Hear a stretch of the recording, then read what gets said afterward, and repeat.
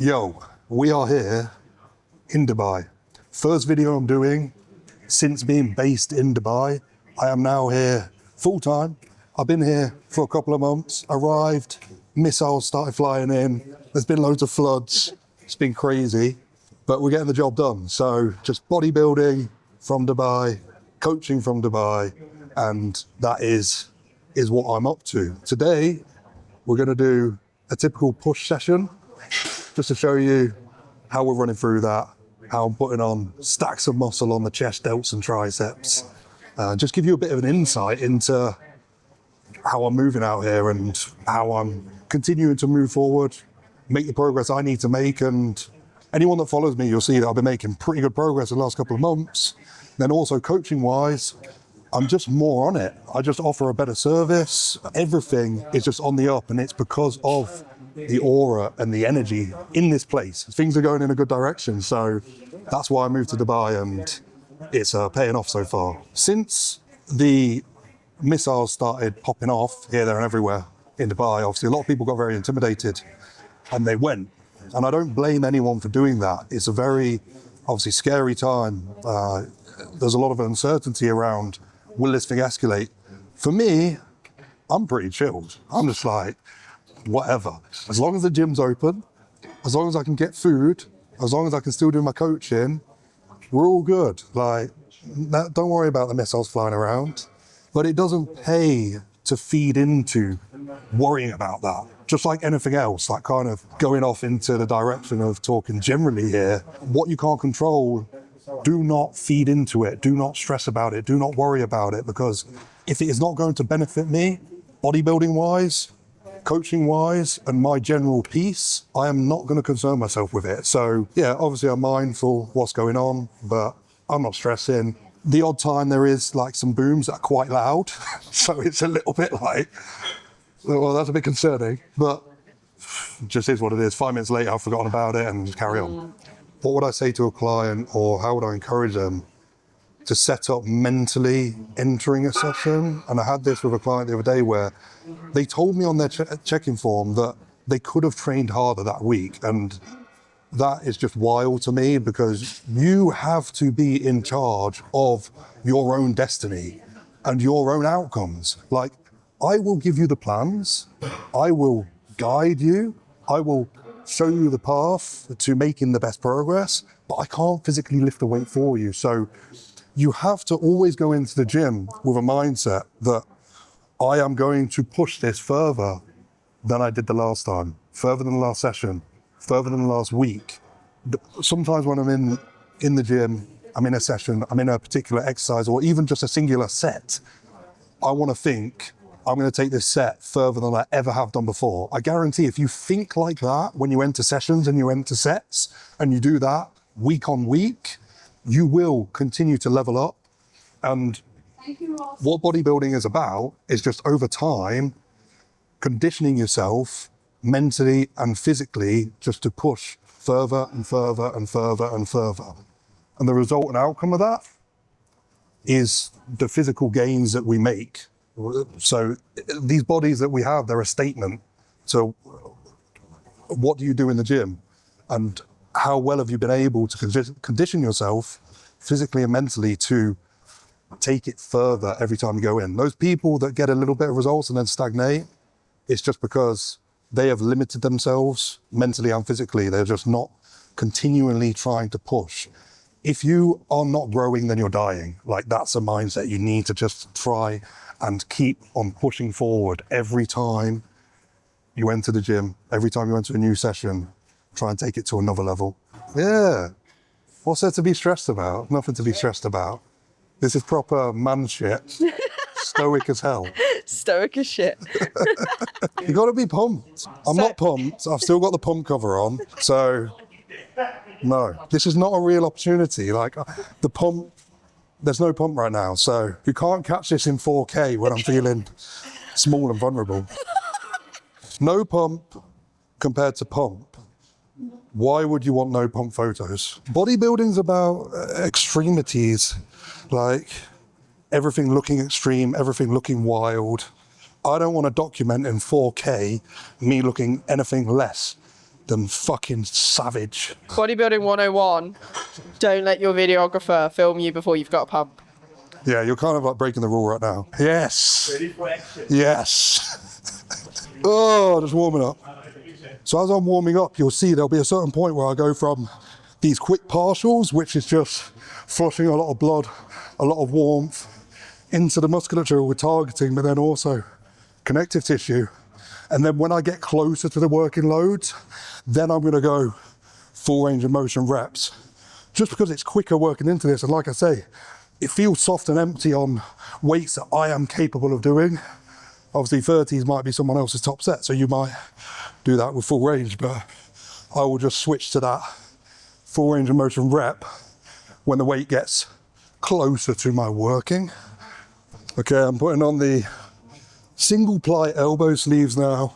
You know, sleeves in general, whether it's knee sleeves or elbow sleeves, people have got this misconstrued, and there's some educators that will tell you, don't use sleeves at all because they're just kind of like doing the workload for you. But a single ply does not give that much compression in the depth of the movement that is going to help you monumentally like an SBD triple ply sleeve. This is just for warmth around the musculature, around the joint, around the connective tissue. Get them on nice and early, so as I'm warming up, it's building up that warmth in that area. So it's great. Single ply sleeves, they're not doing the lift for you.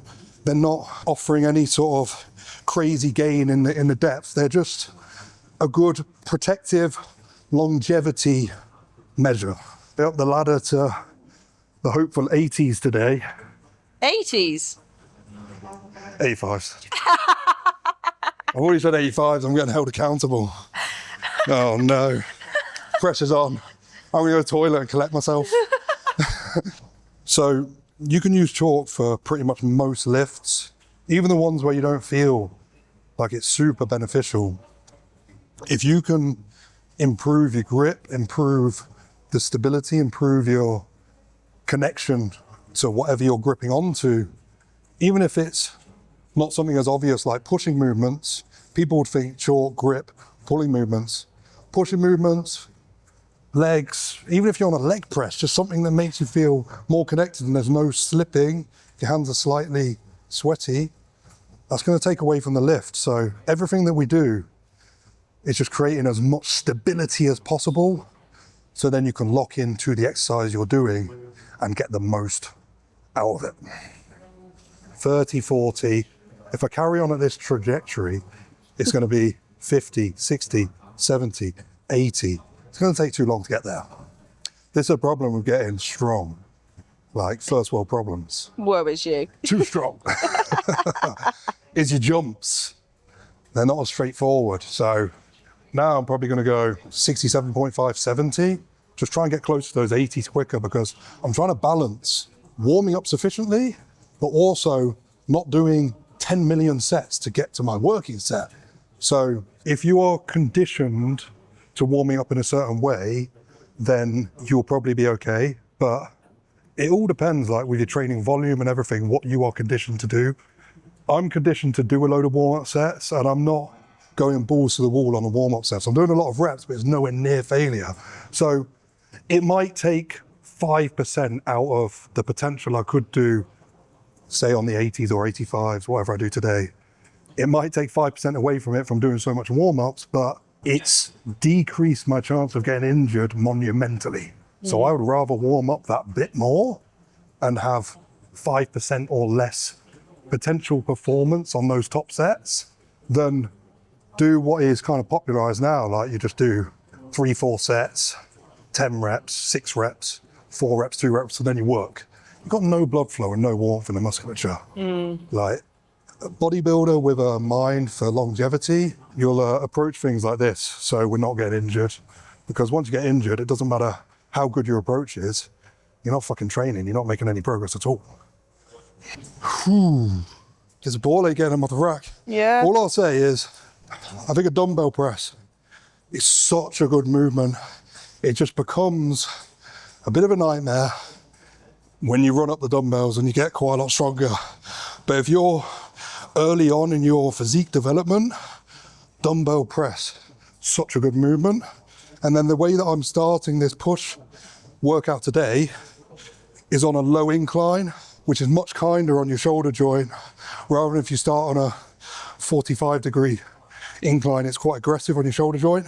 So this is an excellent way to work into your push session. Whatever you're going to do for the rest of the session, start with a low incline variation. Low incline dumbbell, low incline Smith, low incline barbell. It's a good way to start. I don't think we're pump maxing yet, but I'm feeling kind of sweaty, so pump's not good enough yet. The thing is, like, professional bodybuilding is a whole different world. How big the guys are. Like, yeah, compared to the average person, I'm a fairly big guy, but thinking I'm big does not fucking help me. I'm comparing myself to top professional bodybuilders, and I am not big compared to them. So it's just never-ending levels. And there's one thing I disagree with a little bit when people say, oh, you shouldn't compare, you shouldn't compare. Well, it's competition. So if you want to get better and you want to be the best and you want to beat other people, you're going to have to compare, you're going to have to assess the competition, and you're going to have to be better than them. Everyone's snowflaking and so weak now that you shouldn't compare, and comparison is a thief of joy. Going on stage to be compared. So it all depends how you nurture these things in your head. As long as it's not destroying you and you're losing sleep over it and you're using it as an energy to drive you forward and make you better, then comparison can be a good thing. I did this last week. I strapped up for a dumbbell press, which is a bit weird, but just to pick them up. But then when I was done, I was glued to the dumbbells, so I couldn't like put them anywhere. So that became a problem. So this is what I'm saying about running up this dumbbell press. There's so many problems. I'm going to do it again. I'm going to struggle exactly the same because ego, because we're filming and I want to feel impressive. It's not looking good, bruv. It's looking a bit sketchy, but I've already said I'll do 85, so I'm a man of my word. So I'm going to have to do them somehow. You need the fear. You don't fear the weight you're going to do. Probably not training hard enough. If it's a walk in the park, if it's a breeze, if you're not intimidated by what you're about to do, you're fucking training like a pussy. Like, this is why people, they don't change a lot. They don't make crazy progress. Well, half the people in the gym now don't even look like they train. People coming in, they're distracted. They're on the phone throughout the whole session. They're not excited about really trying to push themselves. Oh, what's okay.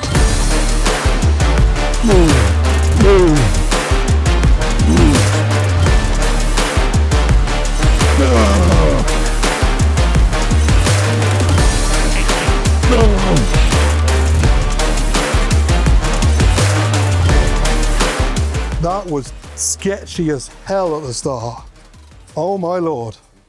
Probably when you get in videoed, it's not the time to try new things. I imagine that they would just roll off the bench onto my knees. They ended up like on the edge of my knee. The kickback was totally different, but got it done. That's what it's all about. Whew. 90s. Why are you doing it? Because I'm annoyed at the last set.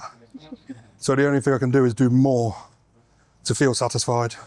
That's the ultimate man energy, alpha type decision making.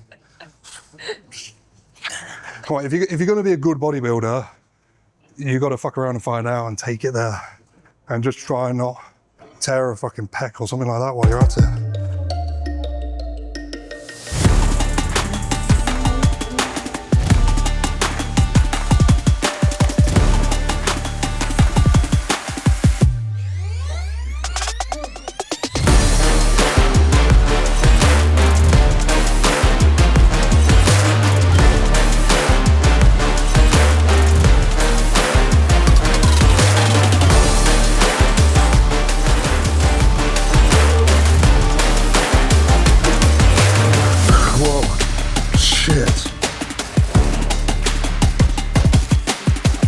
Move this round. Lightweight baby. That was pretty good, wasn't it? Mad. That's way better. We won't include the 85 set. I just mashed that up, but that's PB for me. Woo! 90s, 6 reps. It's not bad. 90 kg, like the weight of a young boy in each hand. She said it was like a fully grown man. I'm like, 90 kg, that's a young boy, isn't it? Look, I picked this up like it's just a young boy. There you go. Oh. I'm glad I touched them. I was really dissatisfied with 85s because I've never done it from that setup on the bench. I'm trying to hope somebody is in the gym one day where they can chuck me the weight, but that's not happened. So that bench sets up plus the straps. So when I pick them up, I'm not like losing my grip at all. Doesn't matter where you are, what gym you're in, make it work with what you have got available and absolutely send it. That's how you're gonna make some real progress. So we did the incline dumbbell press, fucked around and found out on 90s. Never touched 90s before, so that's fun. So did that, and now gone on to the incline pin loaded, because I'll just be honest, I cannot be bothered to put plates on that right now. Pretty smoked, I want the session to move quickly now. I'm gonna do one all out set, and I might not even do another set because we did an extra set on that.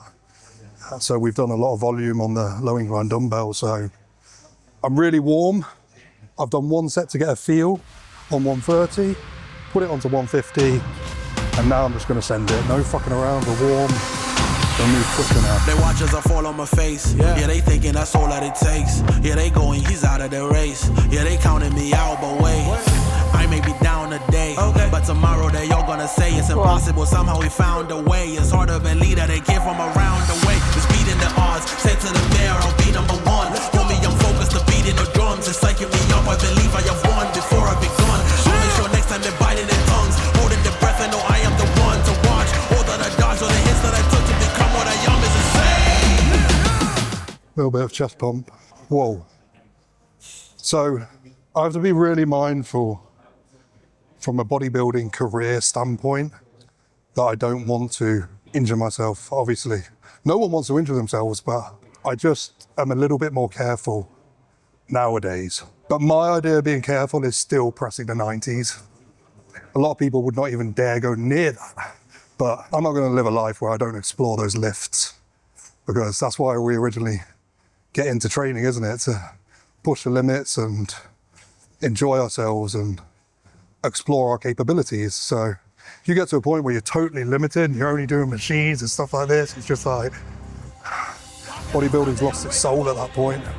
I got in this to push myself and test myself and enjoy it.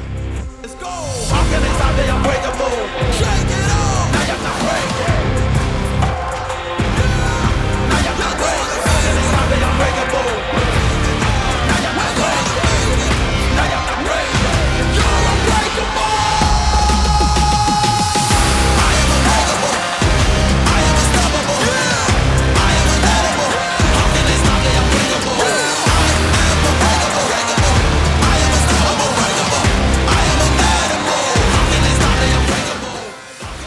Okay, so we've done low incline dumbbell press.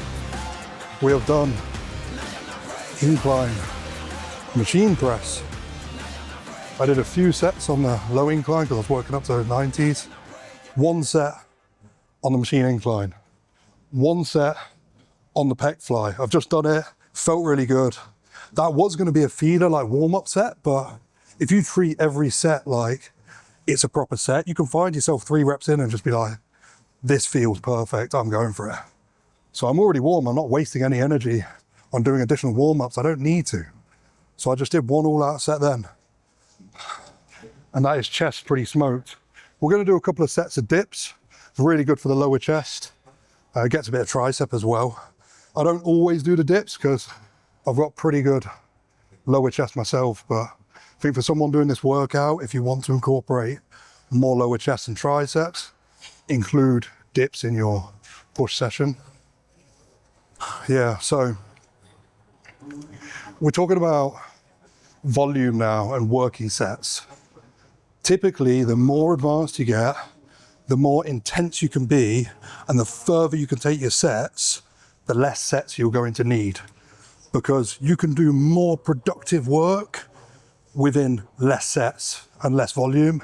That's why I've done a couple of working sets on the low incline, and then I've done one set on the machine incline, 1 set on a pec deck, because I can get everything I need out of 1 set once I'm really warm.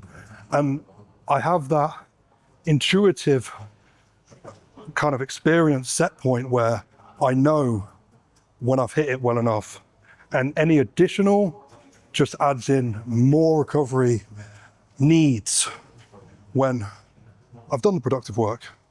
So any additional sets just digs deeper into recovery and not into productive growth. So the original question, like, would I recommend it for everyone? I think the earlier in your training, you're probably not going to be able to take the sets as far because you're not mentally and physically as conditioned to do that. So you're probably going to need more sets. But over time, you'll find you probably need less sets. I'm at 1 with the dip. I know where I'm at with it. I don't really need to do a warm-up set. It's a movement I'm very accustomed to. So I just go straight into a working set. I'll have a rest now and do second set. Because there's not really any load on this. You can load it, but I really like trying to do it body weight, and actually I'm inevitably going to get chest because it's a stronger body part for me. So I'm actually trying to feel it more through the tricep. So if I start loading it personally, I just don't get as much tricep involvement. I'll do a couple of sets of really trying to feel through the tricep, then we'll go and do some laterals and then some triceps. Whoa. So we've done the chest portion, we're moving on to the delt portion of the push day. Doing this Panata machine raise. To be honest, I'm absolutely smoked right now. So I'm gonna do 3 hard sets on this, and I'm not gonna do another exercise for delts. I do a separate delts and tricep day, so I don't need to do a ton on this session. I just wanna do a bit to top up the frequency and the volume for the week. I know my body, I know at a point in a workout where it's not gonna be productive to do more. So 1 exercise on delts, then 2 exercises on triceps, and that'll be it. And I know that is productive for me. Whew. I'm not gonna lie, I'm carrying a bit of an issue with my shoulder, and those 90s didn't exactly help it. It's not bad, but it's just like, my shoulder's a bit like, am I a joke to you? What are you doing? What are you doing? So with this, I just go higher rep, 3 sets. I'll just go down a bit heavier each time. Just, you can get more blood flow, more warmth. Typically niggles, something a bit less that might be a little bit aggravated with those higher reps. So just go down and wait now for 2 more sets. Music's not playing. I'm just gonna have to get down with my own thoughts. Should be enough to send this set.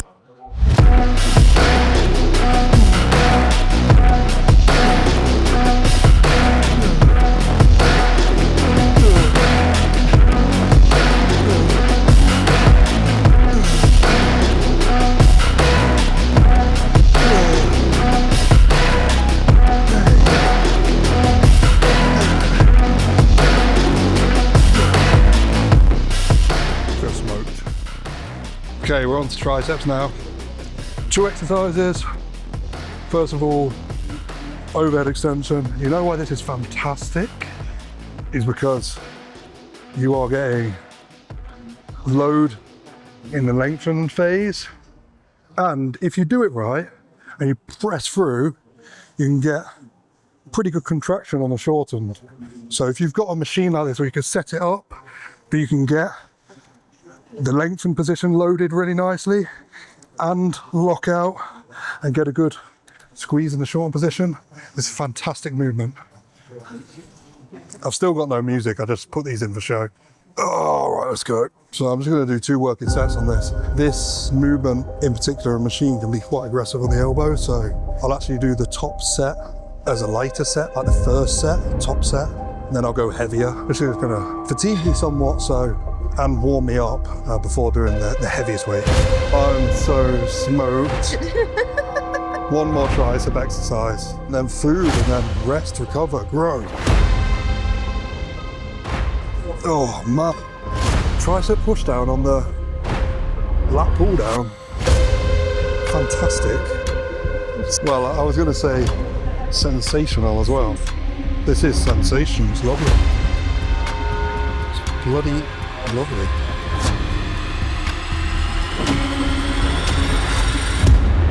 First.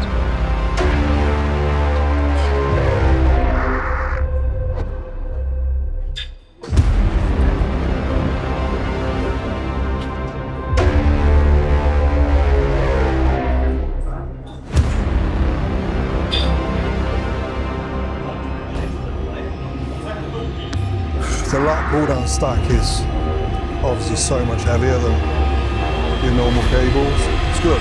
The load feels harder. Feels like the weight transfer is heavier onto the muscle.